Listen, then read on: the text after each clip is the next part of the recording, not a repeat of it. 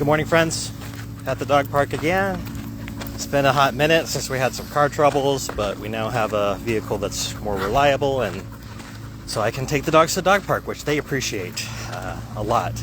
We have some property that allows for the dogs to run, but honestly, can you blame the dogs for wanting to come here? Because I don't. This dog park is massive and I love it. Okay, so title: responsibility in statements and behavior change. If you all are aware, and if you aren't, I'm sorry that you aren't, and at the same time, I guess it must be nice. A behavior analyst published a podcast that basically asks the question about whether it is appropriate to, I feel disgusting even saying it, whether it's appropriate to engage in mass incarceration and other sorts of behaviors when it comes to disabled populations. And the conversation was brought up relating to the value or contribution that people have or bring to society. The conversation itself is highly concerning. The conclusion that they came to is highly concerning. The persistent use of ableist, homophobic, and other very problematic language and discussions is very concerning.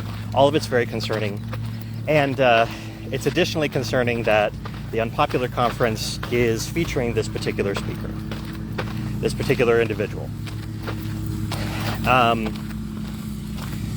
While I haven't done it, I know others have reported this individual to the BACB, and we're going to see if the BACB has any accountability that's held.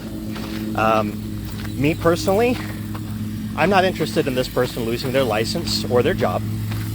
I'm interested in accountability and behavior change and responsibility in public statements. And I'm also interested in the participants in that podcast also having that accountability, because there was quite a few people present that we could tell through listening that were in agreement with at least the discussion being appropriate. It's not appropriate. It's not appropriate. There is a context where this discussion could be appropriate. The context would be in the context of an ethics class, discussing unethical behaviors and using this as a discussion as an example. That would be an appropriate context for this sort of thing. But to seriously entertain the question on whether or not somebody should be eradicated or mass incarcerated because they simply don't contribute is questionable and problematic. Now, what I would like to see is for these individuals to be required by the BACB to receive mentorship from disabled behavior analysts, because that is an appropriate response. The requirement of receiving supervision and addressing those particular issues. That's what I would like to see. I'm not interested in somebody losing their job or being hurt in that way, because harm begets harm. And continuing creating harm does not solve the problem. What does solve the problem is having a behavior plan in place, addressing the issues. And there needs to be accountability, and there needs to be behavior change. Behavior change doesn't occur by being punished away. We know that. We know that. So people who are engaging in canceling behaviors, while I understand why, because I had the same emotional reaction. I had the same desire to lash out because somebody was talking about sending me or people that I know and love, including some very close family members who are multiply disabled and unable to work, to prison camps effectively, or unaliving them. And that's not okay. And I was able to examine and accept that I was feeling that way, and also and take a step back from that emotion and ask myself, okay, what are we going for? What is our objective? Because here's the thing, right now, the way that our community responds as behavior analysts is we either ignore, either we ignore the behavior or we cancel. But we don't engage in actual behavior change protocols. And right now, the unpopular conference is ignoring. Now, they did put out a statement recently saying that the reason why they're allowing this voice to speak at their conference is because they're not in favor of censorship. But here's the thing. Our field requires that we be responsible for our public statements. That's a type of censorship. Free speech, protected speech, does not protect somebody's cavalier discussion and consideration of violating people's rights. And consider this, the conclusion that was come to in the podcast, so you don't have to listen to it, although if you want to listen to it, you're welcome to. It's very hard to listen to. The conclusion was that maybe these people should not be mass incarcerated or unalived because their contribution is getting us a paycheck. That's a summary. And that's very concerning to me. That's very concerning to me, and it's very concerning to me that the unpopular conference believes that engaging in censorship is something that should not be allowed when it comes to addressing these types of behaviors and attitudes. Now, this particular individual has pushed in on her behavior, and I believe I don't know for a fact, but I think the other participant in the podcast has probably done the same. I can't know for a fact because I haven't actually checked. So maybe not. Maybe there's an apology. But we need to see behavior change happen, and there needs to be accountability. Now, if that accountability and that behavior change doesn't occur, then natural consequences follow. But again, what I want is accountability, because we're accountable to and are responsible for defending the rights of our clients, the participants, the people who receive services from us. And there are multiple ethics codes that were violated in just that podcast. And there are multiple ethics codes that I believe, are being disregarded at the bare minimum for not expecting this speaker to be accountable for her behavior. So there is that. Now, let's consider the other speakers for a second. The other speakers are making their own decisions. The other speakers have other competing contingencies. The other speakers have their own reasons for speaking. And some of those speakers, the topics that they're speaking on, are actually very beneficial. I know some of these speakers and I respect them greatly.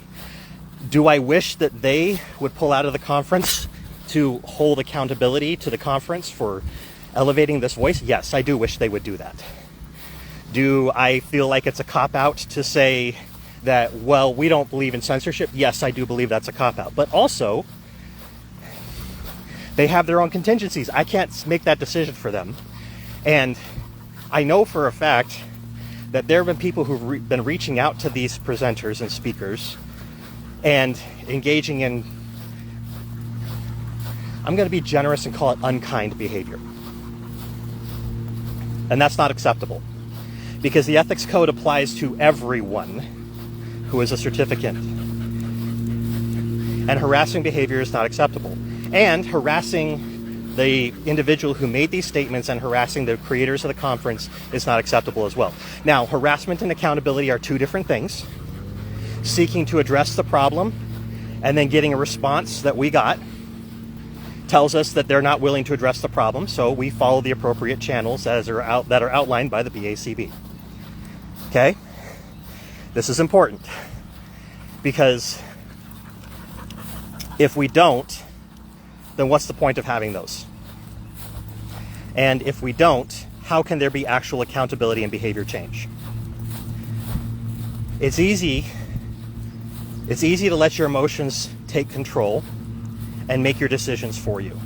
It takes more work, and yet it's also better, because the outcomes turn out better for everyone when we acknowledge the emotion, we acknowledge where it's coming from, we acknowledge the hurt, and we also make sure that we're making ethical decisions. Ethical decisions apply to us just as much as they apply to the individual who said the things that she said, and to the individual who said the things that he said in that podcast. So, those are my thoughts on the matter. Along those same lines, I think that this is an opportunity for an action point. As a field, we know that there's a lot of problems that we're having. It's been ongoing. It's been brushed under the rug. And there's some things that we can do. One of those things that we can do is, as a field, we can work together with legislatures to address the problems we have. One of those problems we have is that while it is in our ethics code, it's not codified in law, that human rights have to be respected. The UN writes, I'm gonna mess this up. There's a UN document, I keep on forgetting the name, I'm sorry, about the rights of disabled people. And while the United States has acknowledged it, it has not been ratified. And every nation that has ratified it is now requiring that human rights be followed and respected. That is important. We need to have that. Part of the reason for that is because if that is ratified and that is acknowledged by the US, then that means that's law.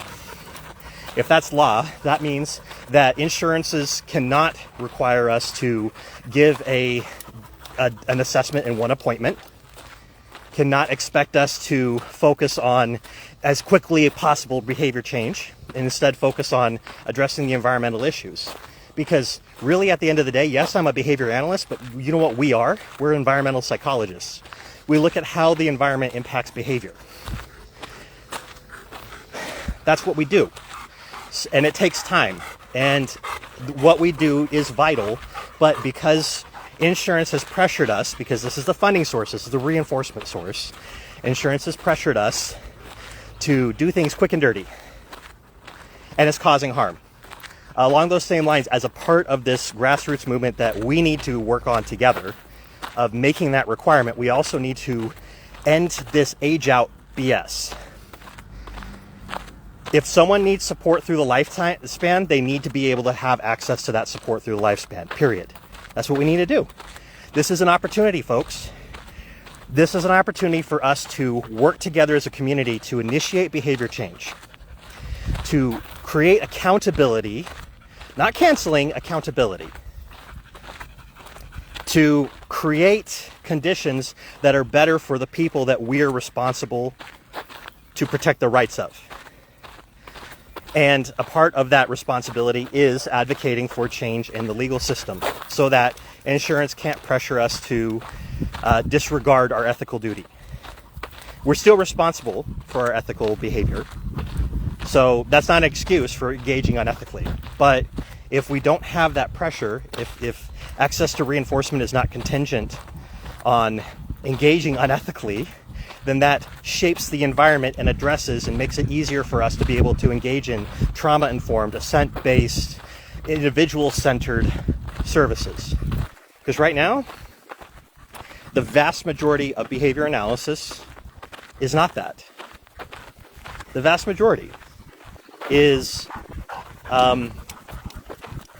let's cram as many kids into a building as possible. Let's engage in compliance training, so that way we can keep them in one spot and work for hours and hours at a time on something. Like that's. I actually know somebody who came to me because that was literally what they were told to do by private equity, and also by behavior analysts employed by private equity, which is a problem. So this is an opportunity for change. This is an opportunity for us to do better as a community, for us to advocate for the rights of the individuals. And I hope this is an opportunity for those people in that podcast to receive the support they need to change their behavior. Again, the consequence that I think would be beneficial is if they were required to receive mentorship from a disabled behavior analyst, preferably multiple, so that they can address the issues that very clearly they're dealing with. Cancellation, no. Consequences, yes. Consequences that result in behavior change, preferable. Highly preferable. So, for people at the Unpopular Conference, I hope you see this video. For those people who engaged in that behavior in the podcast, I hope you see this video. And I hope you know that there was a point in my life where I contemplated and considered those topics too. Granted, it was long before I became a special education teacher or behavior analyst, but I grew up in a environment where these sorts of discussions were acceptable, and that wasn't okay, and it still isn't okay to this point. Behavior change occurred for me. If we're a science of behavior, then we can create plans and address these issues as a field.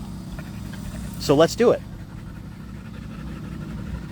If they're unwilling to change after we try to make those efforts to address that, then I guess they don't need to be along in our community. But that's not my decision to make. That's not our decision to make as a whole. The reason why we have the ethics reporting process and the ACB's ethics board is to ensure that we have that accountability without our emotions ruling. So, to the BACB, specifically the ethics department, if you see this, please consider that suggestion, because that's what we need. We need to have action, accountability, and we need to be able to create conditions where correction is beneficial instead of correction leading to people hiding their behaviors. Because I can tell you right now, we're paying attention. We see who's liking and following these comments. We see who's talking about stuff. And I know some people who are engaging in some pretty interesting behaviors that are very concerning. And I'm talking to them personally and trying to address it personally. So that way there's opportunity for behavior change. The correction doesn't lead to counter control and pushing in. The correction leads to true behavior change. Along those same lines, we're trying to model behavior. Now, keep in mind that mindful behavior is not the only source of this information, but it's definitely one that I have my finger to the pulse of because I'm a partner in it. We have some upcoming CEUs, including a panel with autistic providers of services talking about coercion on the sly, part 2 of this panel. And this one is dealing with supervision of neurodivergent individuals. We also have another presentation that's coming up that I'm really excited for that has to do with assent-based practice and getting into the nitty-gritty and understanding how we can engage in these sorts of things. So, let's do a differential, let's learn. And just so you know, mindful behavior, while we're not a nonprofit, we try to operate like a nonprofit, mainly because the cost of creating a nonprofit is a real pain and is a barrier. But we're very open about where we put our money and how we do it. Right now, the only thing that we keep is the CE processing fee so that we can maintain the website and take care of all those things that are necessary. The vast majority of the money that we collect goes to the presenters, and specifically for the Through Our Eyes panel, everything other than the CE processing fee goes to the presenters, 100% of proceeds. So if you buy a seat to the panel but you don't pay a CE processing fee, we don't keep a penny of that. So let's engage in some differentials. Let's elevate some voices. Let's have conversations about these things. Let's make sure that we're problem solving, not creating more problems. Because right now, when we're allowing our emotions to take the driver's seat, and we're engaging in lashing out behaviors, yes, the emotion is valid, but letting the emotion control our behavior is not. Have a nice day.